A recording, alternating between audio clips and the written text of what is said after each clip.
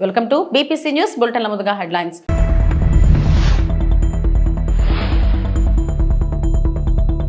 కేంద్ర మంత్రి సిఆర్ పాటిల్ తో సీఎం చంద్రబాబు భేటీ.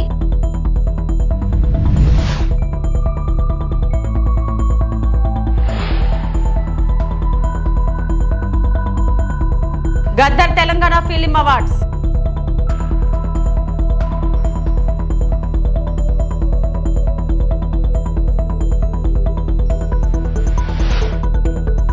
వైఎస్ఆర్సీపీ పీఎస్సీ సభ్యులతో వైఎస్ జగన్ భేటీ.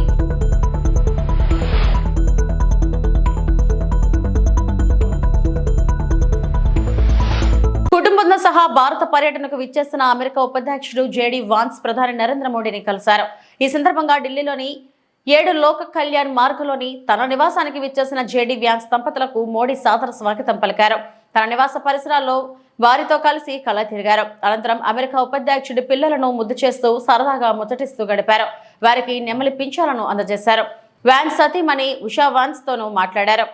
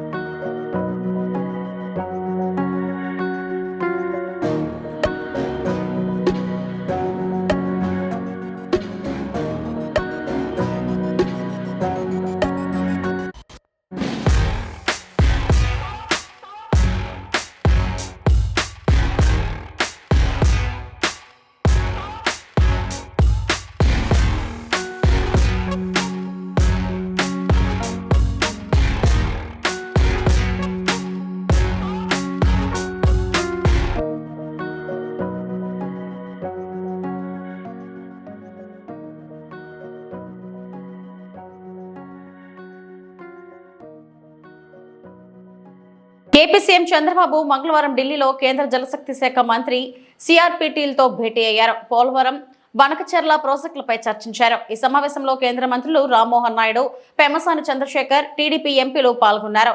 కేంద్ర న్యాయశాఖ మంత్రి అర్జున్ రామ్ మేఘవాల్ సీఎం భేటీ కానున్నారు. మధ్యాహ్నం తర్వాత కేంద్ర మంత్రులు అమితే, పీయూష్ గోయల్, అర్జున్ రామ్ మేఘవాల్ సీఎంతో సమావేశం కానున్నారు. మే 2న ప్రధాని మోడీ అమరావతి రానున్న నేపథ్యంలో పర్యటన ఏర్పాట్లపై అమిత్ షాతో చంద్రబాబు చర్చించనున్నారు. మరోవైపు విజయసాయిరెడ్డి రాజీనామాతో ఖాళీ అయిన రాజ్యసభ స్థానం అభ్యర్థి ఎంపికపై చర్చ జరిగే అవకాశం ఉంది.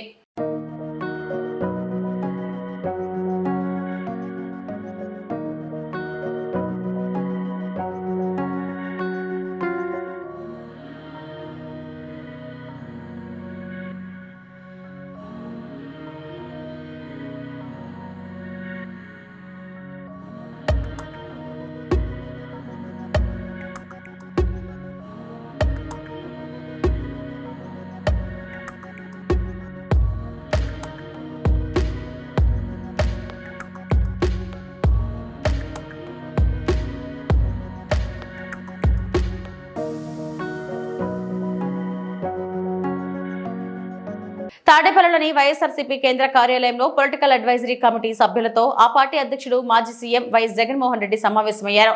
తాజా రాజకీయ పరిణామాలపై చర్చించే అవకాశం ఉంది. పార్టీ భవిష్యత్ కార్యాచరణపై వైఎస్ జగన్ దిశానిర్దేశం చేయనున్నారు. తాజాగా 33 మంది సభ్యులతో పీఏసీని ఏర్పాటు చేయగా పీఏసీ ఏర్పాటు తర్వాత మొదటిసారిగా మీటింగ్ నిర్వహిస్తున్నారు.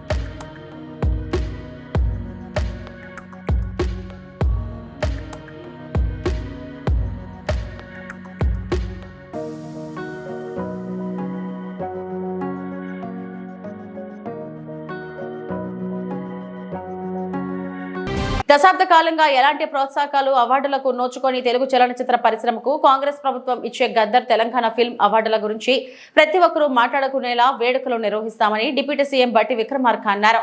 గద్దర్ పేరుతో ఫిల్మ్ అవార్డులు ఇవ్వడానికి అనేక కారణాలు ఉన్నాయన్న విక్రమార్క తెలంగాణ ఉద్యమానికి తన పాటతో ఊపిరిపోసిన వ్యక్తి గద్దర్ అని కొనియాడారు. అలాంటి వ్యక్తి పేరుతో అవార్డులు ఇవ్వడం సుముచిత నిర్ణయమేనన్న డిప్యూటీ సీఎం అన్నారు. హైదరాబాద్ ప్రసాది ప్రివ్యూ థియేటర్లో నిర్వహించిన మీడియా సమావేశంలో గద్దర్ తెలంగాణ ఫిల్మ్ అవార్డుల కోసం వచ్చిన ఎంట్రీలను మంత్రి కొమ్మిటిరెడ్డి వెంకటరెడ్డి, ఎఫ్డీసీ చైర్మన్ దిల్ రాజు సమక్షంలో జ్యూరీ చైర్మన్ జయసుధకు అందజేశారు. భవిష్యత్ తరాలకు స్ఫూర్తిగా ఉండేలా ఈ అవార్డుల వేడుకలు జరుపుతామన్నారు. ఈ మీడియా అత్యంత బలమైంది. సమాజానికి ఉపయోగపడేటట్టుగా కథలో కథనాలతో సినిమాలు తీస్తూ సమాజ అభివృద్ధి కోసం సమాజంలో ఉన్నటువంటి పరిస్థితుల్ని ఆకలింపు చేసుకొని విలువలను ప్రోత్సహించడం కోసం చాలా బలంగా ముద్ర వేసేటువంటి ఈ మీడియాని మనం ఎప్పుడు కూడా కాపాడుకుంటూ ముందుకు పోవాల్సినటువంటి అవసరం, బాధ్యత పాలకులపైన ఉంది.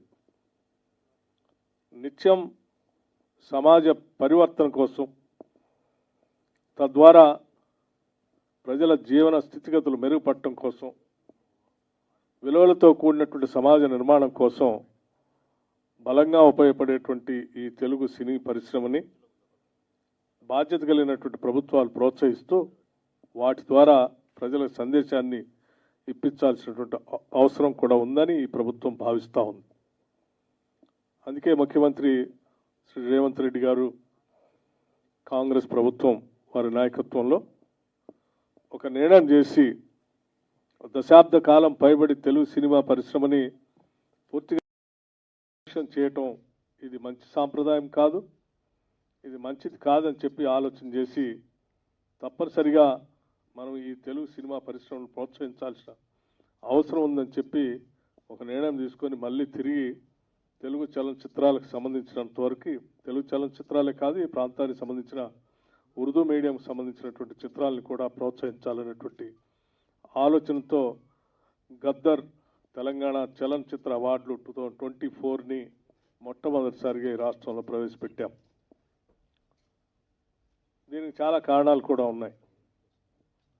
గద్దర్ తెలంగాణ చలనచిత్ర అవార్డులు అనంటే తెలంగాణ సంస్కృతి, తెలంగాణ గుండె చప్పుడిని తన కళల ద్వారా విశ్వవ్యాప్తం చేసినటువంటి మహానుభావుడు గద్దర్.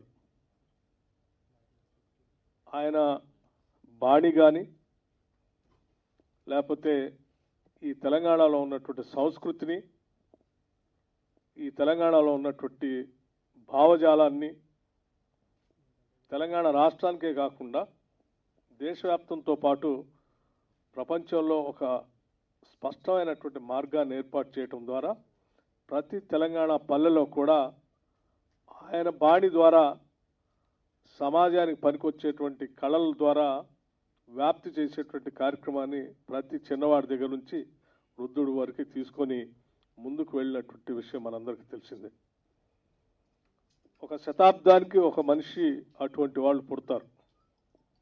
అటువంటి వాళ్ళు తెలంగాణ రాష్ట్రంలో పుట్టడం తెలంగాణ రాష్ట్ర అదృష్టంగా మేమంతా భావిస్తూ ఈ రాష్ట్ర అభివృద్ధి కోసం, తెలంగాణ రాష్ట్ర ఆవిర్భావం కోసం ఆయన పెద్ద ఎత్తున పాదయాత్ర చేసి సింగరేణి కాలనీస్ నుంచి మొదలుపెట్టి ఆదిలాబాద్ వరకు తన పాటతో తెలంగాణ రాష్ట్ర ఆవిర్భావానికి పెద్ద ఎత్తున ఊపిరి పోసిన మహానుభావుడి పేరు మీద ఆ కల్చర్ ద్వారా తీసుకొచ్చినటువంటి విప్లవం ద్వారా వచ్చినటువంటి ప్రక్రియతో ఇక్కడ ఉన్నటువంటి ప్రజలందరూ కూడా పెద్ద ఎత్తున ఉద్యమంలో పాల్గొని ప్రత్యేక రాష్ట్ర. Welcome to Praja express news.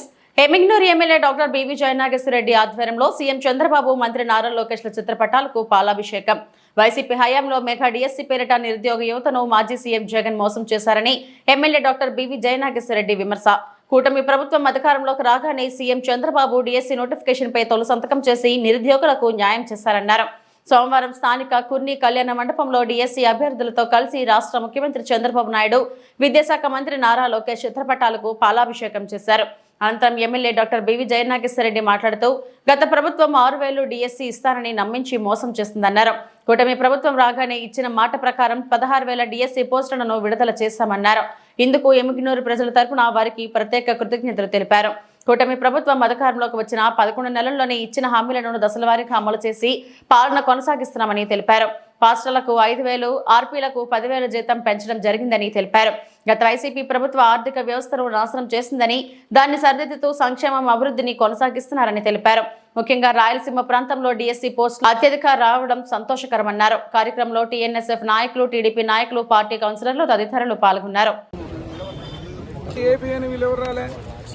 మాట తప్పను, మడమ తిప్పను అని చెప్పేటువంటి గత ముఖ్యమంత్రి జగన్మోహన్ రెడ్డి గారు 6,000 పోస్టులు ఇస్తానని మెగా డిఎస్సీ అని చెప్పి ప్రజలను మోసం చేసి, ప్రజలు బుద్ధి చెప్పిన తర్వాత 11 సీట్లు కుదించి కూటమి ప్రభుత్వాన్ని అధికారంలోకి తెచ్చి ప్రతిపక్షంలో ఉన్నటువంటి ఆ రోజు నారా చంద్రబాబు నాయుడు గారు, నారా లోకేష్ బాబు గారు ప్రత్యేకంగా యువతకు, ఈ రాష్ట్ర యువతకు ముఖ్యంగా డిఎస్సీ ఇస్తామని చెప్పి, మెగా డిఎస్సీ ఇస్తామని చెప్పి 16,347 పోస్టులకు ఈరోజు మెగా డిఎస్సీకి పిలుపునిచ్చి ఈరోజు మెగా డిఎస్సీని మొదలు పెట్టేటువంటి కార్యక్రమం చేసి యువతకు, అదే రకంగా టీచర్ పోస్టులకు నాంది పలికినటువంటి ముఖ్యమంత్రి వర్యులు నారా చంద్రబాబు నాయుడు గారికి, మా విద్యాశాఖ మంత్రులు, మా యొక్క జనరల్ సెక్రటరీ మా నారా లోకేష్ బాబు గారికి, ఎమ్మిగనూరు నియోజకవర్గం నుంచి యువత మేమందరం కూడా ఎవరైతే ఈరోజు డిఎస్సీకి అప్లై చేసుకుని వెయిట్ చేసి జగన్మోహన్ రెడ్డి గత ప్రభుత్వం మోసం చేసిన తర్వాత ఈరోజు ప్రతి ఒక్క యువత కూడా ఈ పోస్టులకు అప్లై చేసుకునేటువంటి ప్రతి ఒక్కరు కూడా హర్షం వ్యక్తం చేస్తూ వారికి ఈరోజు పాలాభిషేకం చేసి మేము ధన్యవాదాలు తెలియజేస్తున్నాం. ఈరోజు ముఖ్యంగా రాష్ట్ర సర్వతోముఖాభివృద్ధిలో అత్యంత కీలకమైనటువంటి యువతకు ఈరోజు ఉద్యోగ అవకాశాలు కావచ్చు, అదే రకంగా చెప్పిన హామీలన్నీ కూడా తూచా తప్పకుండా గత ప్రభుత్వం చేసినటువంటి ఆర్థిక నష్టాన్ని, అదే రకంగా వ్యవస్థల్ని నాశనం చేసిన తరుణంలో ఒక్కొక్క వ్యవస్థని సరిదిద్దుకుంటూ ఇచ్చిన ప్రతి మాటను కూడా నిలబెట్టుకుంటూ ఈరోజు లోకేష్ బాబు గారు యువగలంలో పాదయాత్రలు ఇచ్చిన మాటలు మొన్ననే చూశారు. 3 పాస్టర్లకు ఏదైతే ఉందో గుడ్ ఫ్రైడే రోజునే 5,000 వాళ్లకు జీతభత్యాల్లాగా ఇచ్చేటువంటి కార్యక్రమాన్ని నాంది పలకడం, ఈ రోజు యువతకు ముఖ్యంగా ఏదైతే మెగా డిఎస్సీ 16,347 పోస్టులకు ఈరోజు నాంది పలకడం, అదే విధంగా మీరు చూస్తే ఆర్పీలు, మహిళలు, మెప్మా కావచ్చు, పొదుపు సంఘాలు, డ్వాక్రా గ్రూపులు ఉన్నటువంటి ఆర్పీలకు 10,000 రూపాయలు జీతం పెంచడం, అదే కాకుండా మత్స్యకారులకు 5 కోట్ల మందిని నేరుగా టచ్ చేసింది ఒక్క వైఎస్ఆర్ కాంగ్రెస్ పార్టీ మాత్రమేనని, ప్రతి గడపకు వెళ్లి సామాజికంగా, రాజకీయంగా, ఆర్థికంగా అన్ని వర్గాలను ముందుకు నడిపించింది వైఎస్ జగన్ ప్రభుత్వం. సమాజం అంటే అందరికీ సమాన అవకాశాలు కల్పించాలని అనే విధంగా వైఎస్ జగన్ పాలన కొనసాగించారు. కలలు కనడం కాదు, దానిని ఆచరణలోకి తీసుకురావాలని ఒక్క జగన్ మాత్రమే అసమానతలు ఉన్న సమాజాన్ని 5 ఏళ్లలో దానిని సమాన స్థాయికి తీసుకొచ్చారు. పేదలు, ఎస్సీలు, మైనారిటీలు వీరిని ఎలా పేదరికం నుంచి బయటకు తీసుకురావాలని ఆలోచించి అధికారంలోకి వచ్చిన తర్వాత దానిని అమలు చేసి నిరూపించిన ఘనత జగన్ గారిదే అన్నారు. ఒక్క సంస్కర్తల అణగారిన వర్గాలను చేయి అందించి పైకి తీసుకొచ్చారు. మొక్కవోని దీక్ష, నిబద్ధత వల్లే ఇది సాధ్యమవుతుంది. అవన్నీ జగన్ గారిలో మనం చూసాం. మన పార్టీ పేదల పక్షమని గుండె మీద చెయ్యి వేసుకుని చెప్పగలిగిన ధైర్యాన్ని ఇచ్చారని సజ్జల రామకృష్ణారెడ్డి పేర్కొన్నారు. 5 కోట్ల మందిని ఒకే రకంగా సృజించడం అంటే టచ్ చేయగలగడం ఎక్కడ జరిగినది ఒక్క జగన్మోహన్ రెడ్డి గారి విషయంలో ఒక వైఎస్ఆర్ కాంగ్రెస్ పార్టీ పాలనలో మాత్రమే ఇది సాధ్యమైంది. ఎక్కడ లేదు. ప్రతి గడప అత్యంత సామాజికంగానే కాకుండా ఆర్థికంగా, రాజకీయంగా అన్ని రకాలుగా చైతన్య రీత్యా కూడా అట్టడుగున ఉన్న దళితులతో పాటు ఆ చైతన్యం పుంజుకోవడానికి రావడానికి దశాబ్దాలు ఇప్పటికీ ఇంకా పూర్తి రాలా. అంటే మేము సమానులుగా ఉండడానికి మాకు హక్కు ఉందని రియలైజ్ కావడానికి కూడా దశాబ్దాలు పట్టింది. Equal opportunities in real sense ఏదైతే బాబాసాహెబ్ అంబేద్కర్ గారు ఆయన ఆ రోజు కలగనడం కాకుండా రాజ్యాంగం రూపంలో కూడా మనకు బహుకరించారు, మనం ముందు పెట్టారు, మన చేతికి అందించిపోతే కలలు కనడం అందరం కంటాం. బ్రహ్మాండంగా సమాజం బాగుంటే బాగుంటుంది అనుకోవడంలో ఏమంటారు ఆదర్శప్రాయంగా ఆలోచించే వాళ్ళు ఉంటారు, సంఘ సంస్కర్తలు ఉన్నారు. కానీ వాళ్ళు చేయగలిగింది కొంత చేస్తే రాజకీయంగా అధికారంలోకి వచ్చిన వాళ్ళు కొన్ని అంశాలు మాత్రమే సృజించగలిగారు.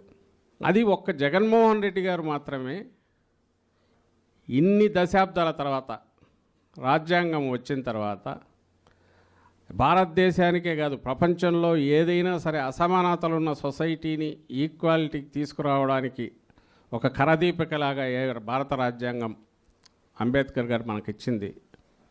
ఆ రాజ్యాంగం ఏదైతే ఉందో దాన్ని ఆచరణలో దాని స్పిరిట్ను పూర్తిగా అవగాహన చేసుకొని 5 ఏళ్ల కాలంలోనే దాన్ని పూర్తిగా అమలు చేసే ప్రయత్నం చేసి అందులో చాలా వరకు విజయం సాధించిన నాయకుడు ఎవరంటే జగన్మోహన్ రెడ్డి గారు. ఇందులో డౌట్. ఒక సంస్కర్తలాగానో పూర్తిగా ఆ ఫలితం ఎట్లుంటుందో నాకు అనవసరం. నాకు 5 ఏళ్ళు తీర్పు ఇచ్చారు, ఈ 5 ఏళ్లలో నేను అనుకున్నది పూర్తి చేయాలి, వీలైనంతగా వీళ్లకు హ్యాండ్ హోల్డింగ్ చేసి పైకి తీసుకొని రావాలి ఈ సెక్షన్స్ను.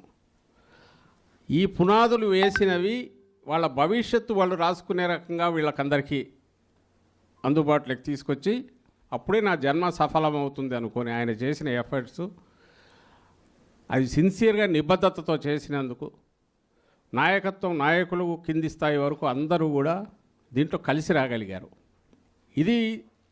ఇది ఎక్కడి నుంచి వచ్చిందంటే బహుశా ఆయన నిబద్ధత నుంచి వచ్చింది. ఆ మొక్కవోని దీక్ష దాన్ని ఇది నమ్మిన దానికి ఎక్కడ కాంప్రమైజ్ కాకుండా నిలబడడం వల్ల వచ్చింది. దీనికి తగినట్టు మిగిలిన వారిని మౌలు చేసుకునేందువల్లే ఈరోజు వైఎస్ఆర్ కాంగ్రెస్ పార్టీ అంటే అది ఏ విభాగమైనా సరే ప్రజల పక్షాన్ని నిలబడడంలో మన పక్షపాతం ఏ వైపు ఉంటుంది అంటే పేదల పక్షాన ఉంటుంది అనేది కూడా గుండె మీద చేసుకొని కాళ్ళ ఎగరేసి మరీ చెప్పగలుగుతున్నాం. వేరే వాళ్ళు సంవత్సరం కూడా తిరగకముందే ఎక్కడ బయటికి రాలేని పరిస్థితి వచ్చింది అటువైపు. ఎందుకంటే రావడమే ఒక మోసపూరితమైన 6 సంవత్సరాల నిరీక్షణ ఎన్నాళ్ళు కలలు కన్న విద్యార్థుల కళ్ళల్లో ఆనందం ఈ రోజు చూస్తున్నాం. ఇచ్చిన మాట ప్రకారం మెగా డిఎస్సీని విడుదల చేసిన చంద్రబాబుకి, నారా లోకేష్ కి కృతజ్ఞతలు తెలియజేస్తూ మెగా డిఎస్సీ అభ్యర్థులతో కలిసి శాప్ చైర్మన్ రవినాయుడు తిరుపతిలో పాలాభిషేకం.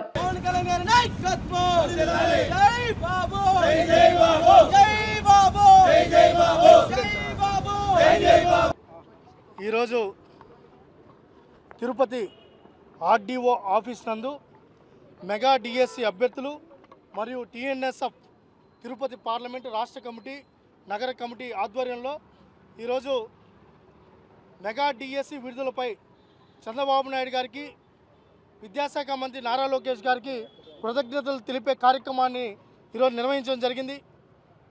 6 ఏళ్ల కళ, గత 5 సంవత్సరాలు ఇదే ఆర్డీఓ ఆఫీస్ నందు నేనే, మా విద్యార్థి సంఘాలు, అన్ని సంఘాలు, విద్యార్థులు ఆర్తనాదాలు పెట్టాం, నిరసనలు వ్యక్తం చేశాం, ధర్నాలు చేశాం.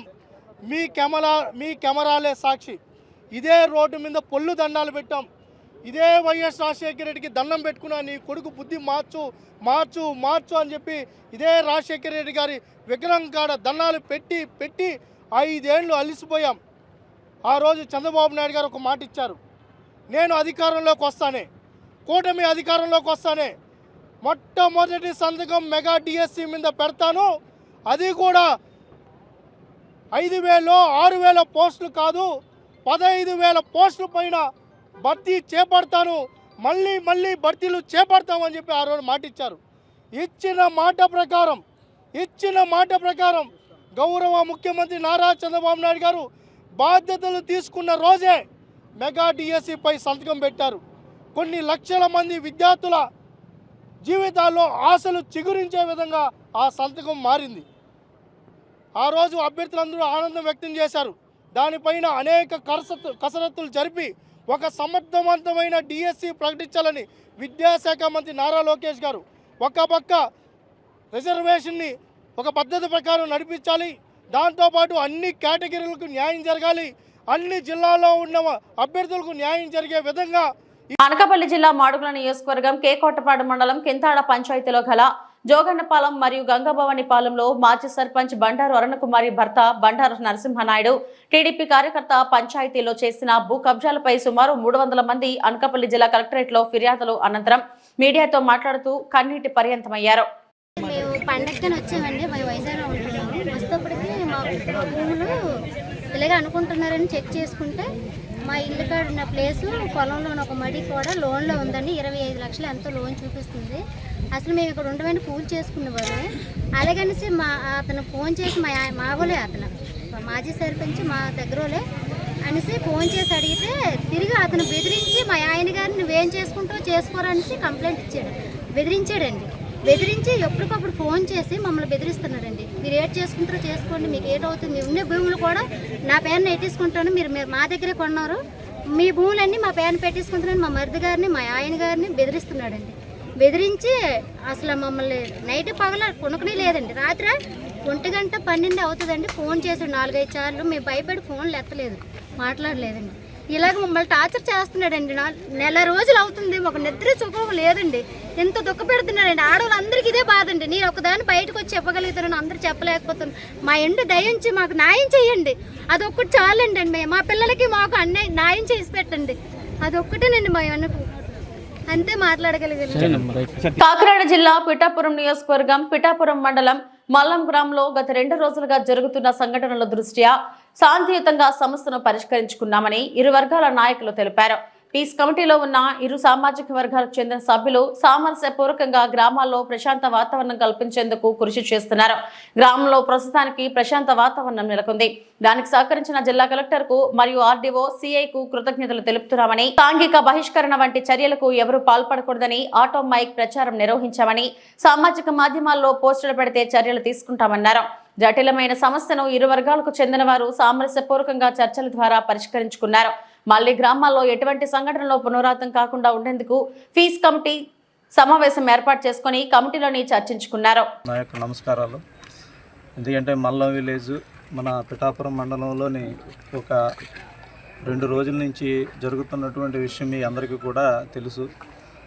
ఆ విషయం కూడా మాకు మీ మీడియా మిత్రుల ద్వారా మాకు తెలిసిన తర్వాత ఇమీడియట్గా రెవెన్యూ వారు మేము ఇక్కడికి రావడం జరిగింది. అలాగే మా జిల్లా ఎస్పీ గారు అయినటువంటి ఎస్పీ సారు, కలెక్టర్ గారు కలిసి వాళ్ళ నిరంతర పర్యవేక్షణలో ఇక్కడ ఒక పీస్ కమిటీ, అంటే ఇదివరకు జరిగినటువంటి విషయాల్లో దృష్టిలో పెట్టుకుని పీస్ కమిటీ ఏర్పాటు చేయటం.